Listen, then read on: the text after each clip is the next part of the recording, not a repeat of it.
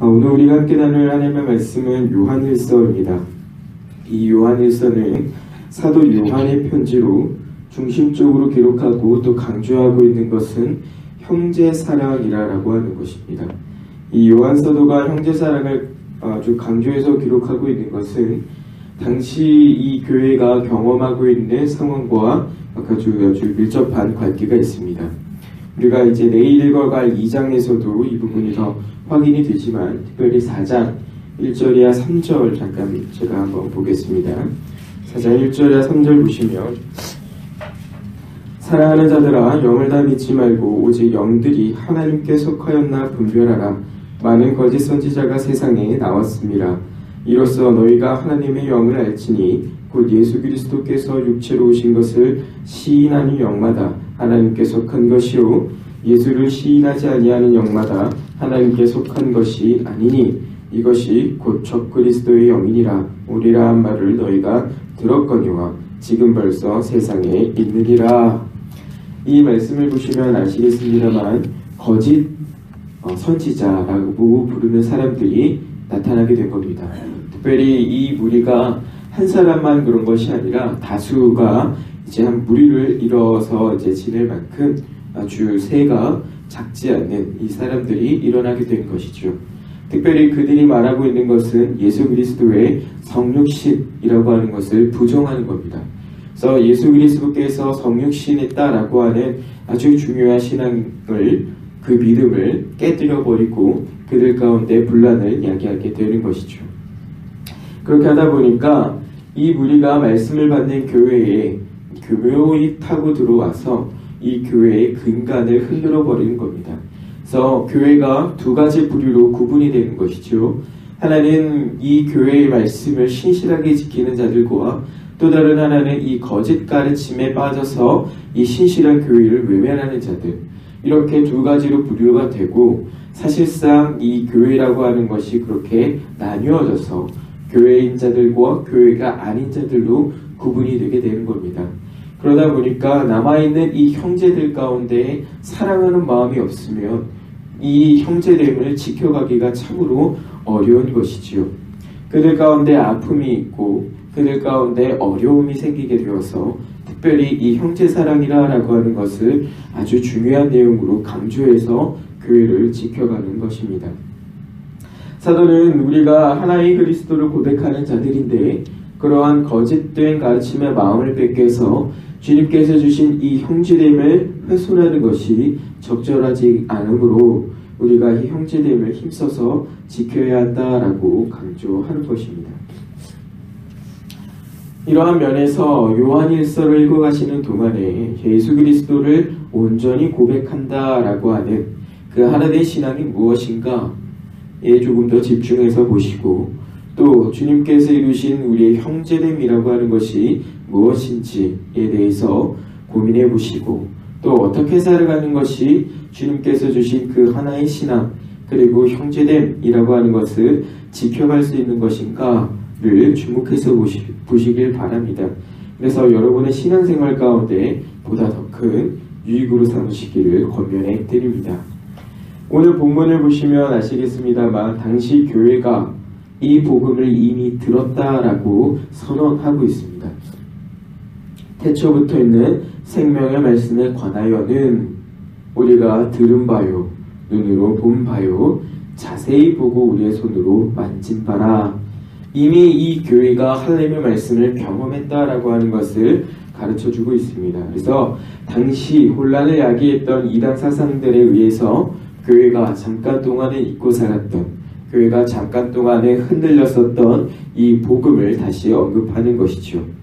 너희가 들었던 복음은 바로 이것인데 그러한 거짓된 가르침에 흔들리는 것은 결코 옳지 않다라고 말씀하는 겁니다. 교회가 이미 이 놀라운 하나님의 말씀을 경험을 했고 이 사도 요한은 그 복음을 통해서 너희가 다시 회복되어야 한다라고 하는 것을 가르쳐 주는 것이죠. 특별히 이 복음으로 회복된 것과 관련해서는 예수 그리스도의 성육신이라고 하는 아주 중요한 신앙, 우리의 믿음을 지킬 것을 말씀하는 것입니다. 이러한 면에서 우리가 확인할 수 있는 이 복음의 내용이 과연 무엇인가? 우리가 흔히 복음이라고 하는 것이 무엇인가 라고 하는 것을 우리가 확인할 수 있는데, 그것은 예수 믿으면 잘 먹고 잘 산다 라고 하는 어떤 일반적인 기대를 말하는 것이 아니라, 도무지 해결할 수 없는 우리의 죄 때문에 예수 그리스도께서 성육신하심으로 우리와 같이 되셔서 가장 낮은 자리까지 오신 그분이 고난당하시고 죽으시고 부활하심으로 우리의 죄를 해결해 주셨다라고 하는, 그래서 하나님과의 관계를 온전히 회복해 주셨다라고 하는 것이 복음이구나, 이것이 복음이구나 라고 하는 것을 확인하게 되는 겁니다. 이 복음의 능력은 여기서 나오는 겁니다. 예수 그리스도께서 가장 낮은 자리까지 오셔서 우리의 죄를 해결하시고 다시 본인의 원래 자리에 올라가 계시고 이 교회를 통치하심으로 이 교회가 이전과 같이 죄 지으며 살아가는 것이 아니라 하나님께서 기뻐하시는 삶을 살게 되었다라고 하는 것, 이 사실에서 복음의 능력이 나타나는 것이죠. 과거 한국교회에 복음이 들어올 때 이러한 복음이 선언이 되었었고, 이 능력 있는 말씀과 함께 성령의 강권적인 역사로 인하여 교회의 회개가 일어나게 되고 이 교회라고 하는 것이 든든하게 세워져 가는 겁니다. 오늘날 현실을 보면 복음이라고 하는 것이 이것과는 조금 차이가 있게 되는 것이죠. 과거에는 그리스도께서 우리 죄를 대속하셨다, 우리 죄를 사하셨다라고 하는 것이 신앙의 가장 중요한 내용이었고, 이것이 교회로서 살아가는데 가장 중요한 힘이었고 원동력이었는데, 오늘날 보면 이것들이 거의 빠져있는 경우가 많습니다. 맹목적인 충성과 맹목적인 헌신, 이유가 없이 행하는 신앙생활들, 복음이 있으나 그러나 능력은 없는, 경건한 모습은 있으나 그러나 실제로 경건의 능력은 빠져있는 교회의 모습들을 우리가 어렵지 않게 확인할 수 있는 것이죠. 우리가 이러한 말씀을 보면서 우리 자신을 다시 한번 점검해야 하는 것입니다. 과연 내가 이 말씀을 얼마나 신뢰하고 살아가는가? 그리스도께서 내 죄를 대속하셨다라고 하는 이 놀라운 사실, 이 복음의 소식을 내가 얼마나 신뢰하고 내 삶의 근간으로 가지고 살아가는가 라고 하는 것이죠. 이 부분이 교회로 살아가는 자들에게 있어서는 아주 중요한 문제인데, 이것이 없으면 우리가 지난날 사사기를 읽어왔던 것처럼 우리 마음대로 살아가게 되는 겁니다. 마치 원래부터 내가 잘하는 것처럼, 지금도 내가 원래부터 잘했던 것처럼 그냥 내 마음에 오른 대로 행하고 마는 것이죠. 하나님이 주신 은혜가 있는데 그것을 자기 스스로가 거부해버리고 살아가는 것입니다. 그리고 이 부분이 분명하지 않으면 아까도 말씀드렸습니다만 신앙생활하는 이유, 그 이유를 찾을 수가 없는 것입니다. 믿음을 가지고 살아가는 사람들에게 묻습니다. 신앙생활, 믿음생활 왜 하십니까? 라고 그러면 너무나 당연한 질문이라서 헛웃음을 짓는 경우들이 있는데, 그런데 실제로 이 질문에 대해서 답변을 잘하지 못하는 경우가 더 많습니다. 믿음생활 왜 하십니까? 신앙생활 왜 하십니까? 라고 그러면 아이 뭘 그런 걸 물어보십니까?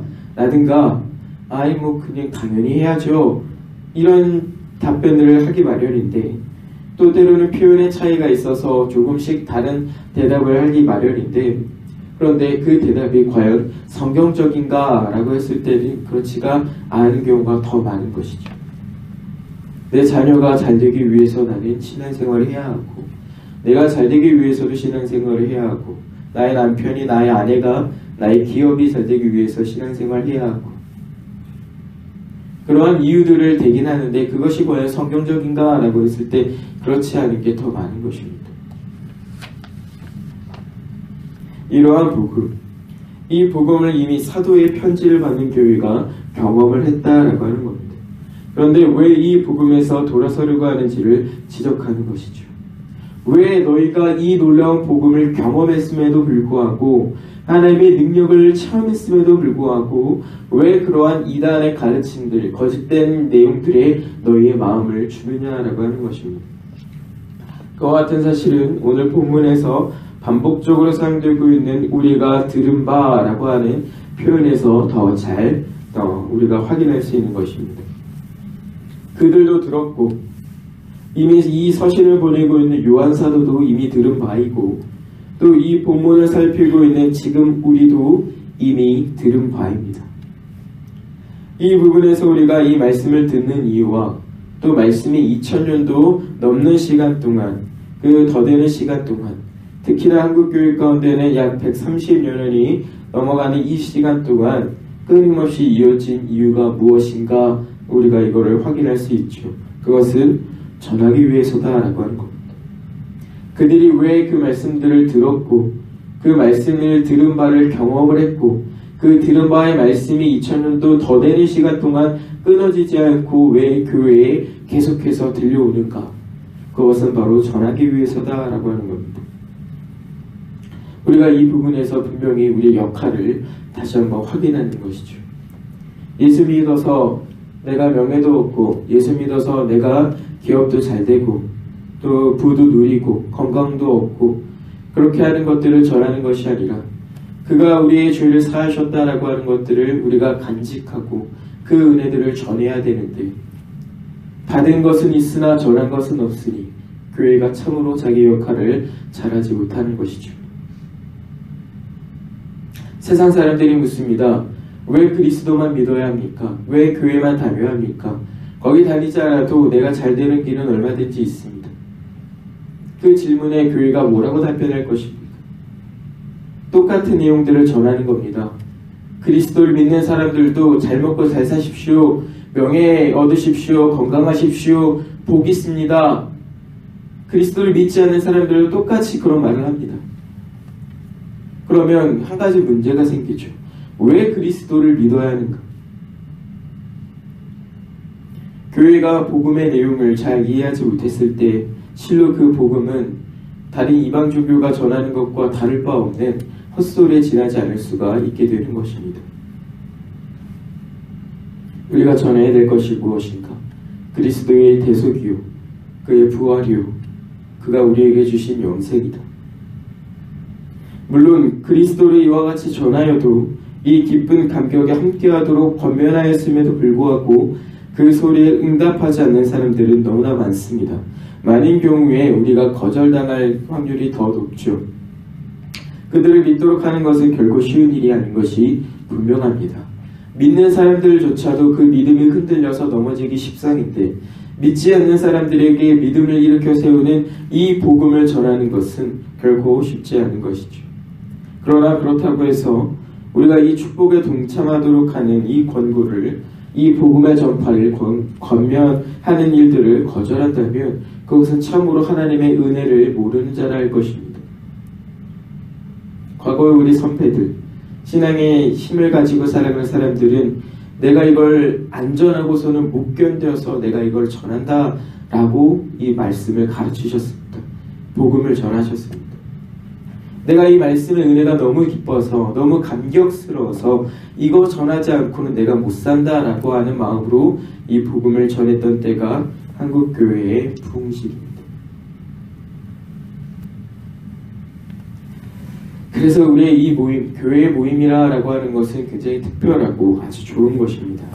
이 무리는 하나님께서 부르신 아주 특별한 자들의 모임이고 하나님을 아는 자들의 모임이고 하나님께서 주신 은혜를 아는 자들의 모임이고 아버지와 그의 아들 예수 그리스도와 더불어 누리는 귀한 사귐이 있는 모임이기 때문에 그렇기 때문에 이 모임은 좋은 것이고 기쁨이 충만한 것이죠. 오늘 본문의 마지막에서처럼 거짓말하는 자가 아니라 하나님께서 우리에게 주신 그 말씀을 참으로 가지고 살아가는 사람들, 그게 바로 우리의 모임 이 교회다라고 하는 겁니다. 그래서 언젠가 여러분에게 설교 중에도 말씀을 드렸지만 여러분 각자를 보시면서 희락의 열매가 맺어야 하는 겁니다. 희락, 곧 서로에게 유쾌한 마음이 있어야 되는 것이죠. 하나님께서 부르신 자들이고 하나님의 은혜를 아는 자들이기 때문에 그를 바라보면서 하나님의 은혜를 확인하고 그를 바라보면서 마음에 기쁨이 넘치는 것이죠.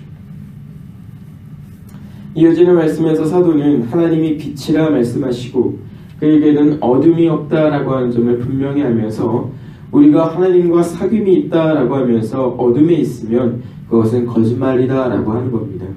이는 우리가 하나님과 사귐이 있다라고 하면서 우리 형제된 자들과의 사귐이었으면 그것이 거짓말이라 이렇게 말씀하는 겁니다. 내가 하나님을 사랑한다 라고 하면서 우리 형제됨을 사랑하지 않는다면 그건 가짜다 라고 하는 것이죠. 물론 이 사귐이라고 하는 것은 단순하게 밥 먹고 차 마시고 대화하고 그런 것만을 말하는 것이 아닙니다. 단순한 그런 관계를 의미하는 것이 아니라 보다 중요한 하나님의 은혜를 나누는 사귐이요, 그리스도 안에서 서로를 다독이는 사귐이요, 서로에게 희락의 열매를 맺게 하는 사귐인 것으로 이 사도는 이 문제를 진리의 문제로 인식하고 있음을 우리가 아주 주의 깊게 살펴야 합니다. 이건 진리다라고 하는 겁니다. 진리다. 이와 같은 면에서 진리라고 하는 것은 말로만 떠드는 것이 아니라 우리 생활에서, 특별히 우리 관계에서 이 진리라고 하는 것이 잘 드러나야 되는 것임을 우리가 기억을 해야 됩니다. 말로만 진리요, 예수님이요 하는 것이 아니라 그것이 우리의 생활 가운데, 우리의 관계들 속에서 보다 더 잘 드러나야 된다라고 하는 것이죠. 난 저 사람이 싫어서 나는 못하겠어요 할 문제가 아니다 이겁니다. 이건 진리의 문제이기 때문에 반드시 우리가 이 문제를 해결해야 된다라고 하는 것이죠. 사랑하는 성도님들, 오늘 본문을 통해서 하나님께서는 여전히 우리에게 믿음으로 살 것을 말씀하고 있음을 유념하시길 바랍니다. 특별히 하나님과의 관계를 중요하게 여기는 사람은 그것이 우리 형제된 자들에게서도 잘 드러나야 됨을 기억하시고 또 오늘의 생활을 잘 지켜가시길 바랍니다. 특별히 주어진 오늘 하루는 어제 하지 못했던 그리스도에 대한 고백이 있게 하시려고 주시는 특별한 기회인 것으로 알아 주어진 시간 성숙한 신앙의 역할을 다하는 여러분 자리가 되길 바랍니다. 그러한 하나님께서 주신 은혜가 가득한 오늘 한날이 되기를 주님의 이름으로 기도합니다. 기도하겠습니다. 우리에게 사귐이 있게 하시는 하나님 아버지께 모든 영광 돌려드립니다. 하나님은 빛이시고 어둠이 없으시기에 우리가 하나님과 사귐이 있다고 하며 어둠에 행하면 거짓말하고 진리를 행하지 않는 것이라 말씀하셨습니다. 결국 거룩은 하나님과의 사귐이고 이 사귐은 그리스도 안에서 그리스도와 더불어 누리는 것임을 알아 오늘 하루가 예수 그리스도와 함께하는 날이 되게 하시옵고 우리 생활 가운데 교제하는 이들에게 이 사귐을 잘 드러내고 전해서 그들 중에 하나님께서 택하신 이들이 우리와 더불어 사귐이 있게 하옵소서. 예수님 이름으로 간절히 기도합니다. 아멘.